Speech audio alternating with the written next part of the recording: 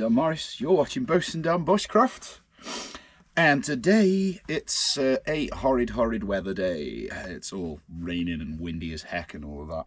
And you may have noticed I have been a little absent on the channel for the last fortnight, as I have been busy.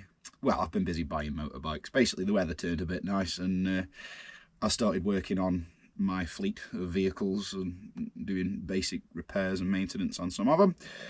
And then the rest of the time, I've just disappeared on motorbikes. So apologies for that, but it is the season. So today, on account of the weather, I had wanted to go and do a proper woodland video and all of that, but it'll be a miserable experience and wind whistling over the microphone, and I just don't really want to go get wet. So instead of that, what we're going to do is take a look at just a couple of methods of fire lighting using electricity. Think of it sort of we're in a bit of a survival situation. We've broke down in a vehicle or something like that, and we've got nothing to make fires and stuff. Cars and bikes and all those sorts of things are actually brilliant little pieces of survival equipment when you get caught in a pinch, because they have all sorts of things on them that are going to help you get fires going, burn things. You know, if you were, say, stuck in the desert at a 4x4 and you're trying to make a signal fire, there's not a lot in a desert, but car seats burn horribly, and they make masses and masses and masses of filthy black smoke, which would make it a lot easier for anybody looking to see you.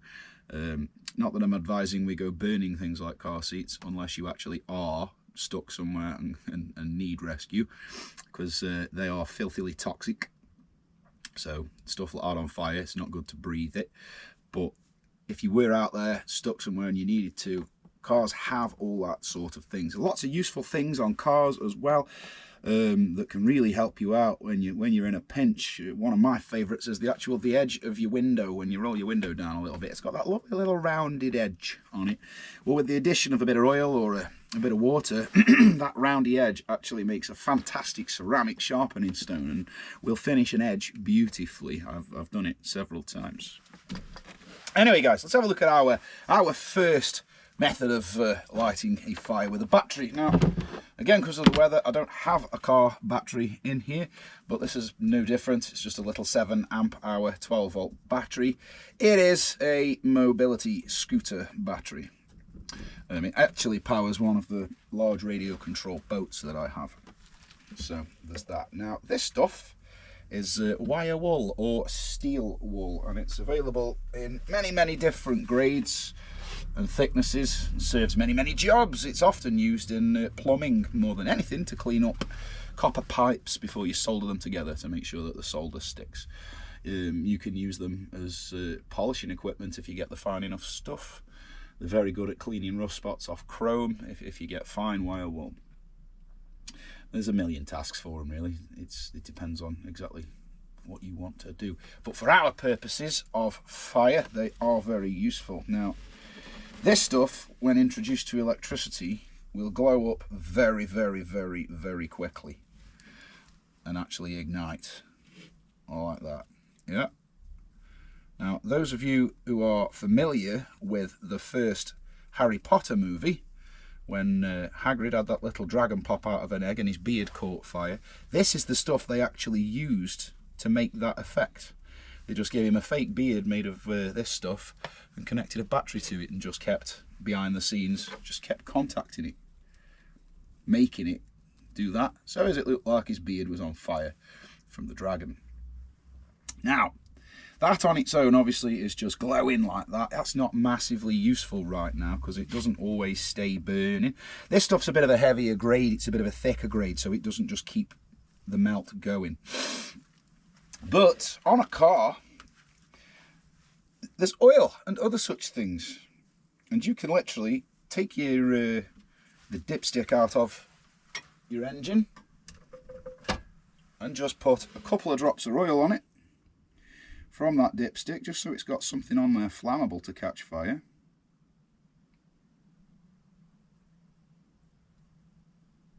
So I dropped that, made a bit of a mess I had to sort out. That's why it disappeared for a minute. And I've got oil all over me now. From there, just keep sparking it up.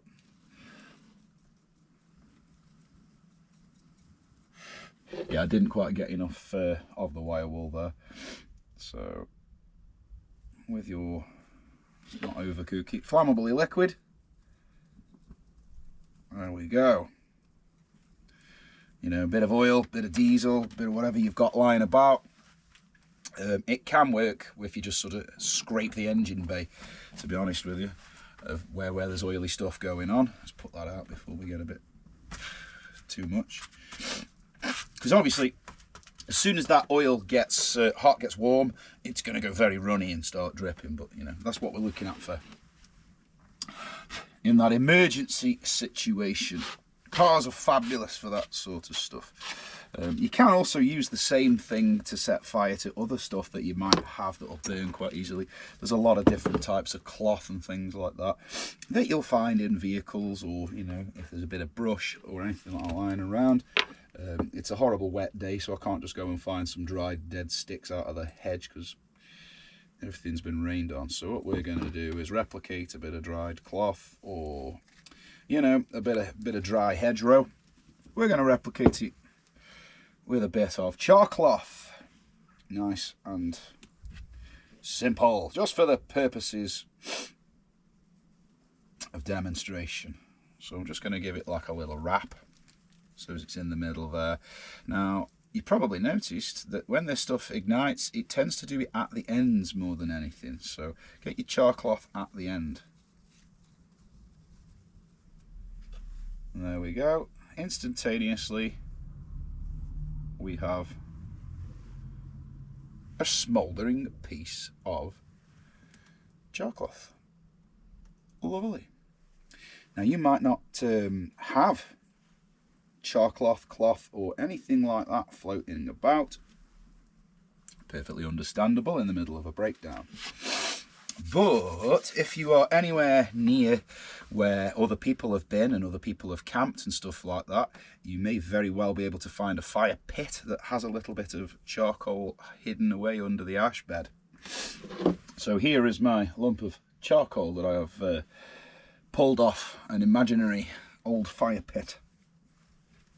And a very similar process. Get it good and in contact with the steel wool.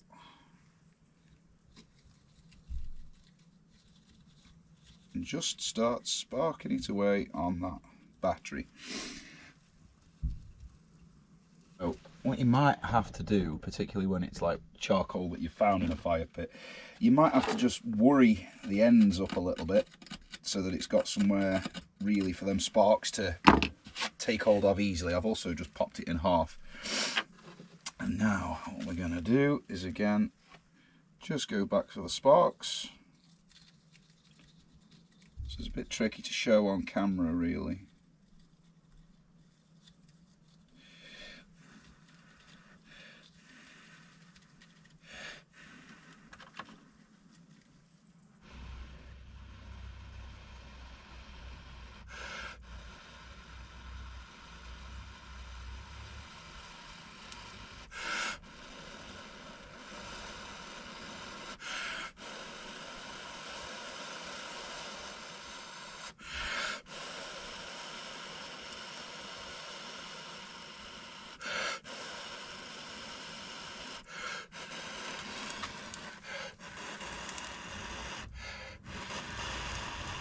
And you can see it's transferring into the other piece of charcoal.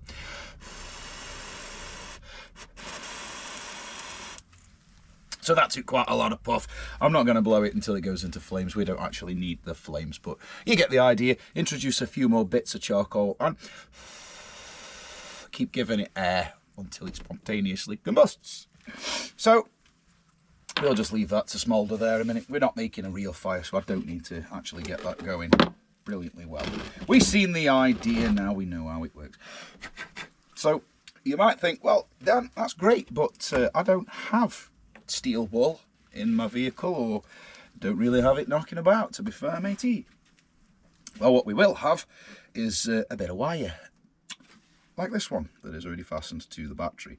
Now this could be anything, it could be speaker wire or anything like that that you're just going to sacrifice for the purposes of igniting whatever you've got to ignite, be it charcoal, char cloth, some sort of lightly petroleum-y soaked bit of otherwise cloth, or anything like that. One thing that works really well is obviously paper, fine paper, tissue paper. And if anybody in your group smokes, or you might just have some lying around in your car for whatever reason, someone might have dropped them, a couple of cigarette papers work pretty darn well for catching these sparks. In earlier videos you've seen me lighting cigarette papers with the sparks from a ferro rod, and they go up really quite well. So same again, all I'm going to do, I'm going to use these little pliers to hold my wire because it gets very, very warm. So if that was imaginary speaker wire, is all I've got to do is get those sparks on that paper, which, just very much like char cloth and everything, is sometimes easier said than done.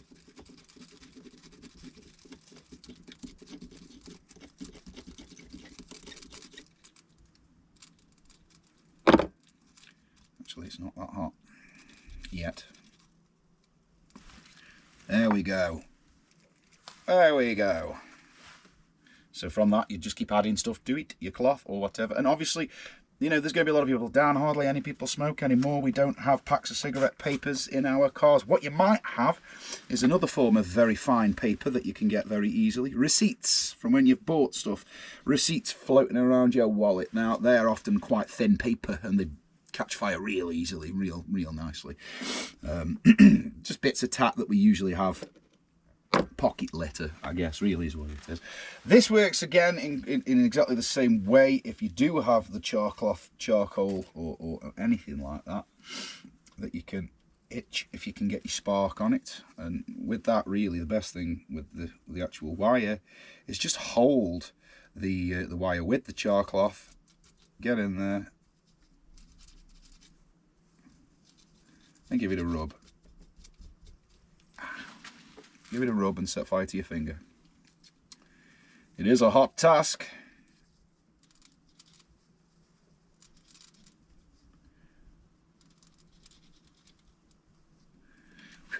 There we go. And the char cloth is burning.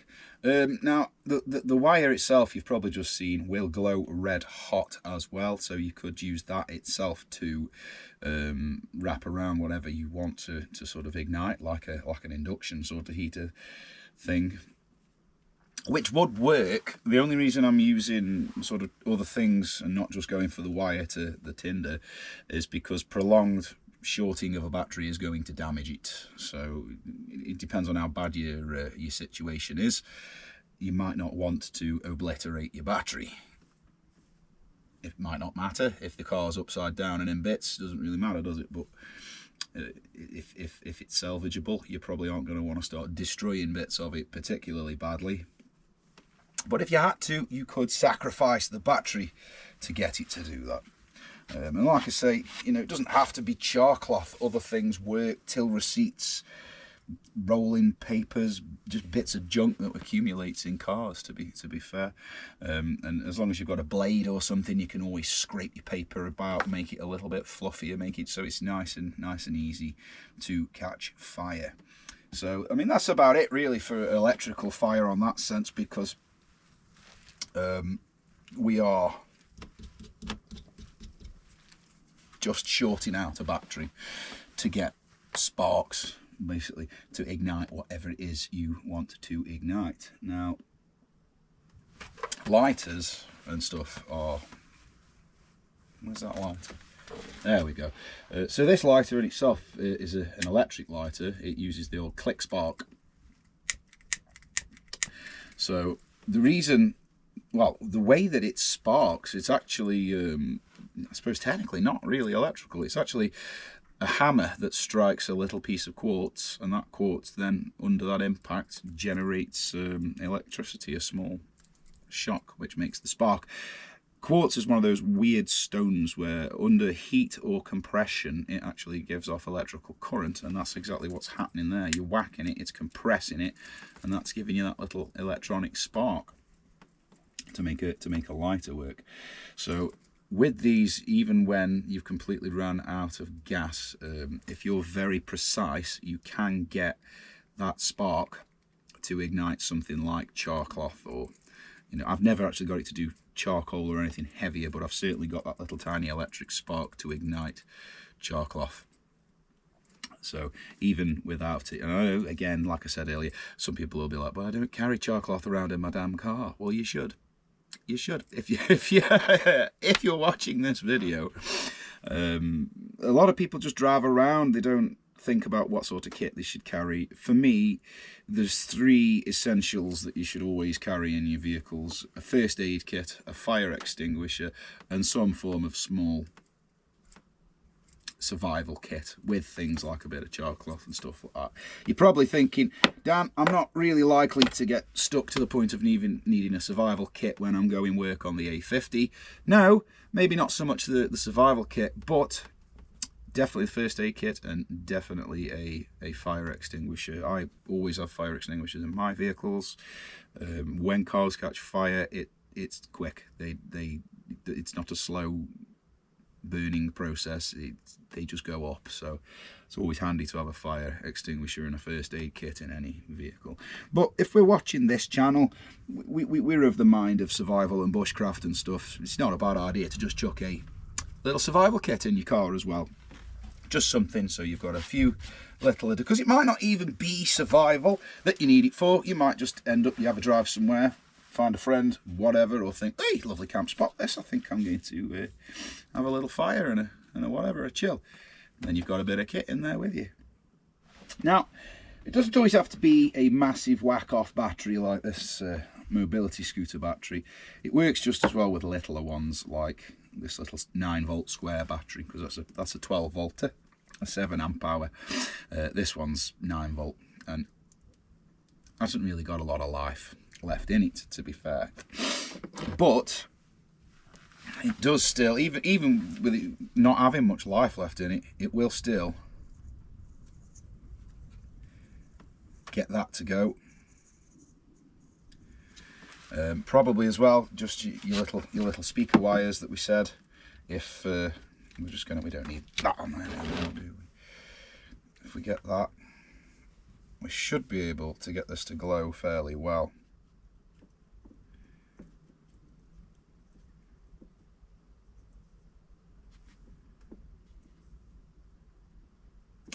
There's not much life left in this battery, so what I'm going to do,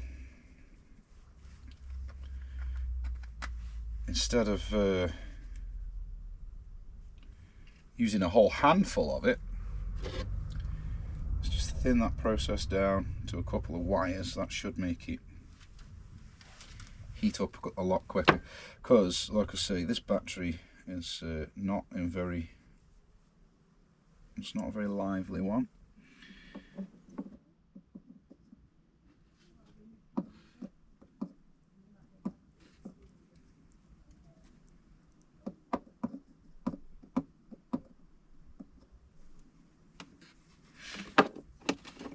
Says that, yeah, I feel like getting hot.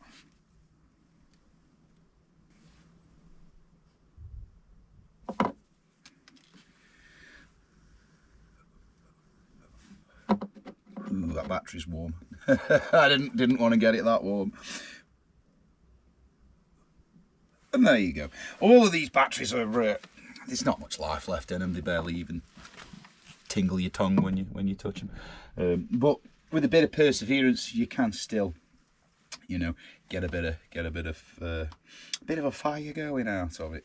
And yes, the steel wool's a wonderful thing, because you can, you know, it's easier. You just do that and you start getting your glowy sparks. But you can do it with other bits of stuff as well. It's what you've got lying around, because we are looking at it basically from that sort of survival point of view. Anyway, guys, that's really all I needed to waffle about for this one. It's just a quick one while we've got some really dodgy weather. Give you something to think about. And get out and try. So as always, guys, get out there, get bushcrafting, get having fun, be safe, enjoy yourselves, get finding new and even more wackier ways to light fires and all of that. And I shall be back with you all real soon, hopefully in the actual woods, on a day where we've got slightly better weather and it's not blowing hurricanes through the woods and rattling all the trees. It's not a lot of fun filming in that, because just the sheer noise alone of all of that swaying around makes it harder to make the video anyway. So, but that really is all I need to waffle. So it's goodbye from me, and I'll catch you on the next one. Imaginary doorway.